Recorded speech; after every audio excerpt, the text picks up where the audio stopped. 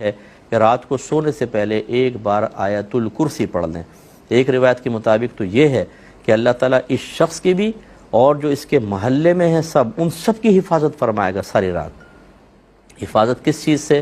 آپ چوری سے محفوظ رہیں گے، آپ آگ لگنے سے محفوظ رہیں گے، آپ چھتیں گرنے سے محفوظ رہیں گے۔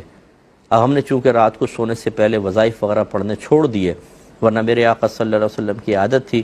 سیدہ عائشہ صدیقہ رضی اللہ تعالی عنہا کہتی ہیں کہ سرکار جب بستر پہ لیٹ جاتے تو قل اعوذ برب الفلق اور قل اعوذ برب الناس، اور ایک روایت میں چاروں قل پڑھ کر اور اپنے ہاتھ پہ پھونک مارتے، دم کرتے اور اسے پورے بدن پہ جہاں تک آپ کا ہاتھ پہنچتا پھیر لیتے۔ تو کم از کم آیت الکرسی پڑھنے کی انہوں نے پوچھا کہ جنت میں زیادہ لوگ جائیں گے یا جہنم میں؟ دیکھیں جو ہماری نالج اس کے مطابق جہنم میں زیادہ جائیں گے۔ جیسے 100 افراد آئے تو 99 جہنم میں اور ایک جنتی ہوگا، اس طرح کے معاملات ہوں گے، جہنم میں لوگ زیادہ جائیں گے۔